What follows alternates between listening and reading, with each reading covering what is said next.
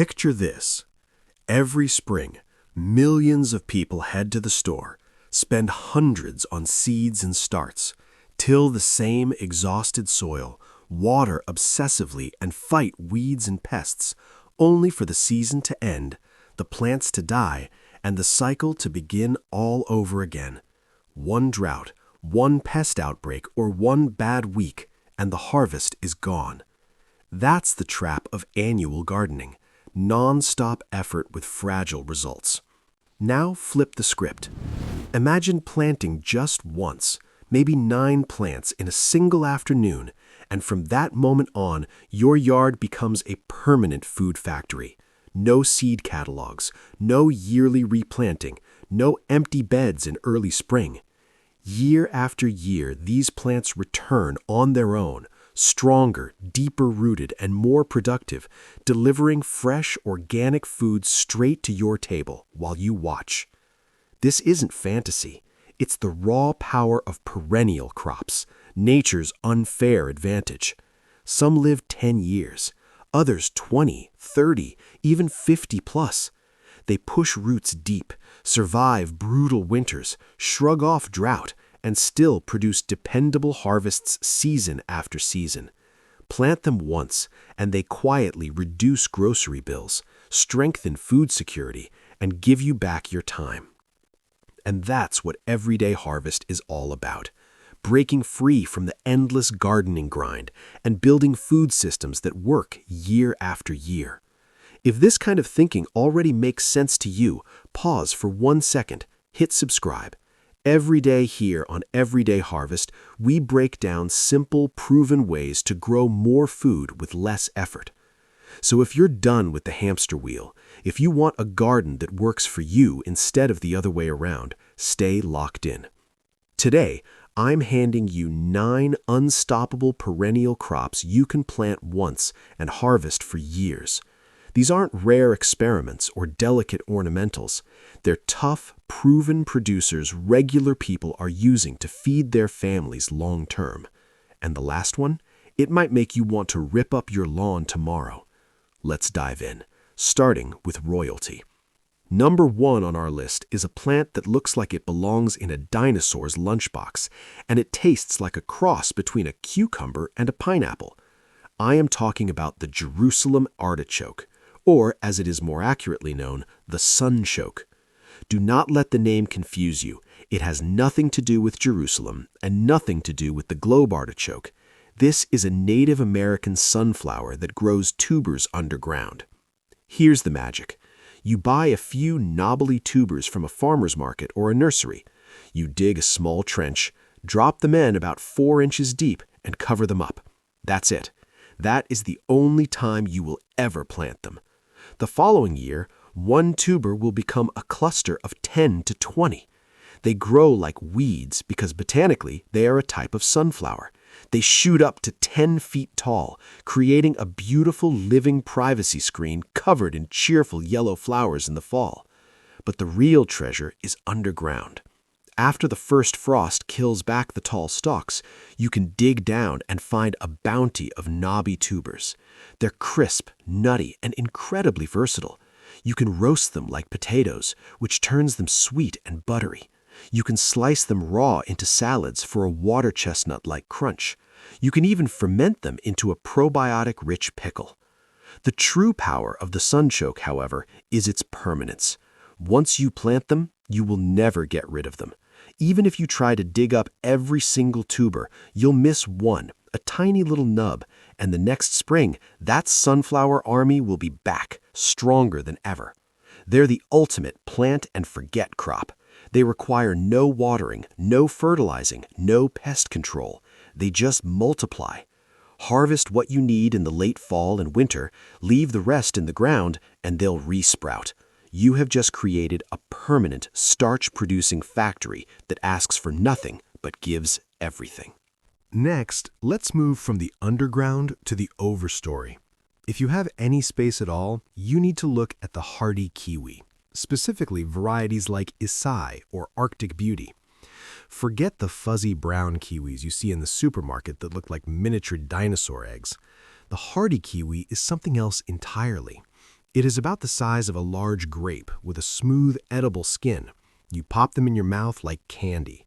They are explosively sweet with a tropical tang that puts store-bought grapes to shame. Now, you do have to pay attention to one detail. They are dioecious, meaning you usually need a male plant to pollinate a female plant to get fruit. But some varieties are self-fertile, so do your homework. You plant one vine, just one, in a sunny spot with a strong trellis or arbor. The first year, it will sleep. The second year, it will creep, but by the third year, it will leap. This vine is incredibly vigorous and long-lived. We are talking about a plant that can live and produce for over 50 years. Once it is established, you will be harvesting buckets of these little green gems every single fall. They are packed with more vitamin C than oranges and more potassium than bananas. And because they are perennial, you never have to worry about buying kiwi plants again. You simply prune them back in the winter to keep them in check, and every spring they explode with new growth, ready to shade your pergola and fill your fruit bowls for the rest of your life. Let's talk about a green that you will never, ever have to plant again. Number 3 is asparagus. This is the aristocrat of the perennial vegetable patch. Planting asparagus requires a bit of patience, but the payoff is the stuff of legend. You start by digging a trench. You buy 1-year-old crowns which look like a tangled mess of octopus tentacles. You spread those roots out in the trench, cover them with a few inches of soil, and you wait. The first year, you do not harvest a single spear. You let those delicate, ferny fronds grow tall and photosynthesize their hearts out, feeding the crown below. The second year, you might take a few spears, but you are still mostly letting the plant build its strength.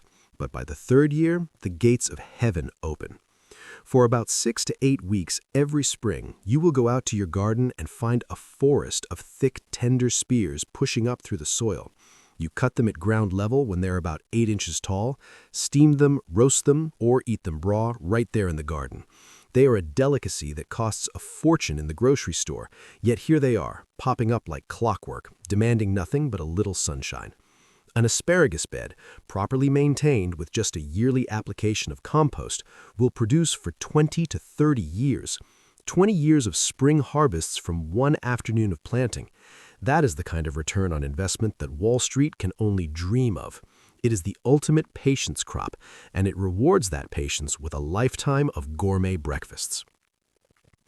Moving from the vegetable patch to the shrub layer, we have number 4, the elderberry. For too long, elderberry has been relegated to the hedgerows, seen as a weed, but this is one of the most powerful medicinal and culinary plants you can grow. You plant a small, bare root cutting in a damp, sunny spot. Within 3 years, you will have a massive, multi-stemmed shrub reaching 10 to 12 feet tall. In early summer, it erupts in massive, creamy white umbels of flowers. These flowers, known as elderflowers, have a heady, muscat-like scent. You can harvest them to make the most incredible cordial, or dip the flower heads in batter and fry them for a delicate, aromatic fritter. Then, as summer fades, those flowers transform into heavy, drooping clusters of deep purple-black berries. Now, a warning, you cannot eat elderberries raw. They are mildly toxic and taste terrible. But the moment you cook them, they transform. You make syrup, which is a well-known immune booster for fighting off colds and flu. You make jam, you make wine, you make pie filling. The birds will leave them alone until late winter, which means you can harvest at your leisure. And once that elderberry bush is in the ground, it's there for generations. It will send up new shoots from the base every year, slowly expanding the patch. It's a pharmacy, a winery, and a bakery, all wrapped up in one hardy, pest-resistant shrub. Plant one, and you have just secured your family's winter wellness supply forever. Now, let's head back to the ground for number 5, rhubarb. If you have a sweet tooth but want to grow something that is essentially zero effort, rhubarb is your plant. Often called the pie plant, rhubarb is a creature of habit and longevity. You plant a crown, which looks like a gnarled chunk of wood with big pink buds on it, in rich soil. You cover it, water it, and walk away. The first year, you resist the urge to harvest. You let those massive elephant ear leaves soak up the energy. By year 2, you're in business. In early spring, when the rest of the garden is still waking up, rhubarb is already pushing up thick ruby red stalks. You grab a stalk at the base, twist and pull, and it comes away with a satisfying snap. You chop it up and stew it with sugar or honey to make the most tangy, delicious sauce, compote, or pie filling you have ever tasted. And remember, the leaves are toxic, so compost those, but the stalks are pure gold. A single rhubarb crown can produce for 15 to 20 years. Some clumps in old farmyards are known to be over 50 years old. It is completely undemanding. It laughs at frost. It ignores most pests. It just sits there, getting bigger and better every year, waiting for spring so it can feed you. Number 6 takes us into the realm of the gourmet and the slightly exotic, yet it is hardy to minus 25 degrees. I am talking about sea buckthorn. This is a shrub or a small tree with silvery, willow-like leaves that shimmer in the breeze. It is a nitrogen fixer, meaning it actually improves the soil around it. But its real gift is the berries. In late summer and early fall, the branches of the female plants become absolutely coated in thousands of tiny, bright orange berries. They are so tightly packed that they look like orange pipe cleaners. Harvesting them is a bit of a trick. Some people just cut the berry-laden branches and freeze them. Then the frozen berries knock right off. But the effort is worth it. Sea buckthorn berries are arguably the most nutrient-dense fruit on the planet. They are loaded with omega-7 fatty acids, which is incredibly rare in the plant world, plus vitamin C, vitamin E, and a host of antioxidants. The flavor is unique, intensely tart, with a hint of tropical citrus and apricot. You wouldn't eat them by the handful, but you blend them into smoothies, press them for juice, or make a syrup that is like liquid gold for your immune system. You plant one male for pollination and a few females. Once they're in for good. They thrive in poor soil. They tolerate salt spray and drought, and they live for decades. This is a superfood that you can grow in a hell strip or a tough corner of the yard, and it will outlive you. Let's pivot to a berry that you might think you know, but you haven't truly experienced until you have grown it yourself. Number 7, Haskap, also known as honeyberry or blue honeysuckle. Have you ever been disappointed by a store-bought blueberry? Dry, mealy, flavorless? Haskap is the antidote to that disappointment. This is a cold, hardy shrub from Siberia and northern Japan. It is the earliest fruit you will ever harvest. While you are still waiting for your strawberries to bloom, Haskap berries are ripe. They are elongated, oblong berries that look like a cross between a blueberry and a grape. They are deep blue with a light bloom. The flavor is what gets you. It is a complex explosion of blueberry, raspberry, and black currant all at once, with a hint of tartness that makes them perfect for fresh eating, jams, and wines. You plant one male for pollination and a few females. Once they're in for good. They thrive in poor soil. They tolerate salt spray and drought, and they live for decades. This is a superfood that you can grow in a hell strip or a tough corner of the yard, and it will outlive you. Number 8 brings us to the nut grove. If you have the space for a larger tree, you must plant a hazelnut or filbert. While you can grow massive oaks and walnuts, hazelnuts are the gateway tree for the home-scale permaculturist. They grow as a large, multi-stemmed shrub, which means you can fit them into a smaller yard or even a large hedgerow. You plant a small whip and you wait a few years, but once that hazelnut bush matures, it becomes a machine. Every fall, it will be dripping with clusters of nuts wrapped in those characteristic frilly husks. The squirrels will try to beat you to them, but if you stay vigilant, you will harvest pounds and pounds of the most delicious, buttery nuts you have ever tasted. Think about it. You pay a premium for organic nuts at the store. Here, you can grow your own nut supply for life. Hazelnuts are the easiest nut to process. You just dry them and crack them. They're perfect for eating raw, roasting, or grinding into your own homemade Nutella. A hazelnut thicket, if left alone, will live and produce for 50 to 60 years, providing protein, healthy fats, and a habitat for wildlife. You plant it once, and your grandchildren will be harvesting hazelnuts from that same bush. And finally, number 9, we saved the most unique, the most misunderstood, and arguably the most useful for last. I am talking about groundnut, or Apios americana. This is not a peanut. It is a native North American leguminous vine. Think of it as a perennial potato that grows on a vine with beautiful chocolate-scented flowers. This was a staple food for Native Americans and was even eaten by the Pilgrims. It is a plant that does three things at once. First, it fixes nitrogen in the soil, fertilizing everything around it. Second, it produces edible beans in the fall that you can sprout or cook like any other bean.